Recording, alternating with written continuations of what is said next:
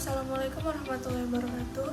Yang saya hormati Ibu Alvina Septiani SAP MSI selaku pengampu pada mata kuliah Keuangan Publik. Perkenalkan, saya Suci Aulia Putri dengan NIM 07011182328022 dari kelas B Indralaya.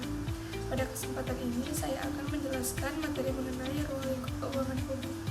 Dalam pembahasan ini, saya akan menjelaskan beberapa poin utama, di antaranya pengertian keuangan publik, ruang lingkup keuangan publik, tugas negara dalam perekonomian, serta perbedaan pengelolaan keuangan antara institusi pemerintah dan non-pemerintah.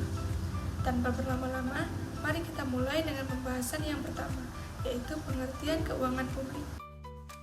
Keuangan publik adalah bidang yang berfokus pada bagaimana pemerintah mengelola pendapatan dan pengeluaran negara untuk mencapai kesejahteraan masyarakat serta stabilitas ekonomi.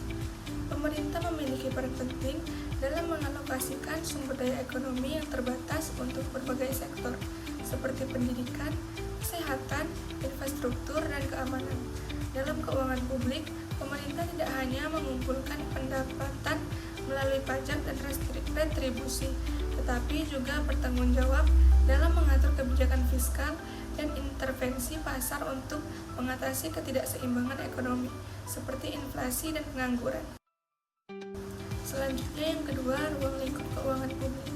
Keuangan publik memiliki ruang lingkup yang luas, mencakup berbagai aspek dalam pengelolaan keuangan negara.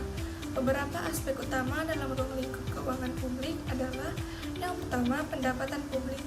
Pendapatan yang diperoleh pemerintah baik dari pajak, retribusi, penerimaan negara bukan pajak atau PNBP maupun pinjaman dalam dan luar negeri.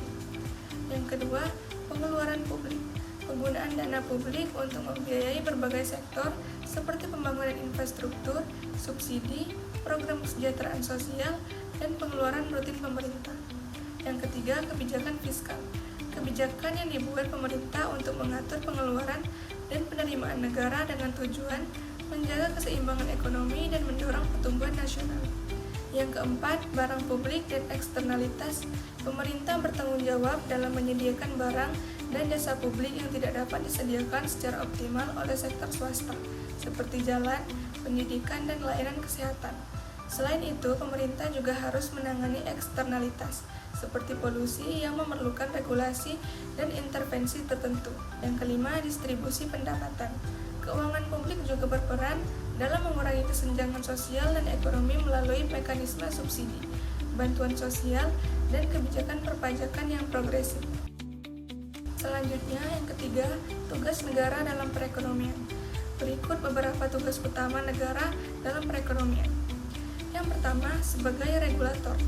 Negara berperan dalam membuat regulasi yang mengatur mekanisme pasar, mencegah monopoli, dan memastikan persaingan yang sehat di sektor ekonomi. Yang kedua, sebagai fasilitator. Pemerintah menyediakan infrastruktur dan layanan publik yang diperlukan untuk mendukung aktivitas ekonomi masyarakat. Yang ketiga, sebagai pelaksana. Negara bertindak sebagai pelaku ekonomi melalui badan usaha milik negara yang menyediakan layanan strategis bagi masyarakat seperti energi, telekomunikasi, dan perbankan. Yang keempat, redistribusi pendapatan. Melalui kebijakan pajak dan subsidi, pemerintah membantu menciptakan keadilan sosial dengan mendistribusikan kembali pendapatan dari kelompok masyarakat yang lebih mampu kepada mereka yang membutuhkan. Yang kelima, menjaga stabilitas ekonomi. Pemerintah bertanggung jawab dalam menjaga stabilitas harga, mengendalikan inflasi, serta mengatasi pengangguran melalui kebijakan ekonomi yang tepat. Selanjutnya yang keempat, perbedaan pengelolaan keuangan antara institusi pemerintah dan non-pemerintah. Berikut beberapa perbedaannya. Yang pertama, tujuan pengelolaan keuangan. Di institusi pemerintah bertujuan untuk mensejahterakan masyarakat dan pembangunan nasional, sedangkan di institusi non-pemerintah berorientasi pada keuntungan atau tujuan sosial tertentu. Yang kedua, sumber dana. Di institusi pemerintah, pendapatan berasal dari pajak, retribusi, PNBP, serta pinjaman.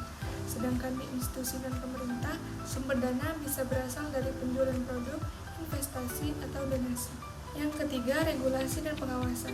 Di institusi pemerintah diatur oleh peraturan perundang-undangan dan diawasi oleh lembaga seperti BPK dan KPK. Sedangkan di institusi dan pemerintah diawasi oleh pemegang saham atau donatur dengan regulasi yang lebih fleksibel dibandingkan pemerintah. Yang keempat, akuntabilitas. Di institusi pemerintah wajib transparan dan mempertanggungjawabkan anggarannya kepada publik. Sedangkan institusi dan pemerintah, akuntabilitasnya tergantung pada kebijakan internal dan pemangku kepentingan. Saya juga akan membacakan kesimpulannya. Keuangan publik adalah instrumen penting dalam memastikan bahwa sumber daya negara dikelola dengan baik untuk mendukung kesejahteraan masyarakat dan pertumbuhan ekonomi. Pemerintah bertanggung jawab dalam mengelola pendapatan dan pengeluaran negara melalui kebijakan fiskal, pengaturan distribusi pendapatan, serta penyediaan barang dan jasa publik. Selain itu, perbedaan dalam pengelolaan keuangan antara sektor pemerintah dan non-pemerintah menunjukkan bahwa masing-masing memiliki karakteristik, tujuan, dan regulasi yang berbeda sesuai dengan perannya dalam ekonomi. Demikian penjelasan materi mengenai ruang lingkup keuangan publik. Saya akhiri. Assalamualaikum warahmatullahi wabarakatuh.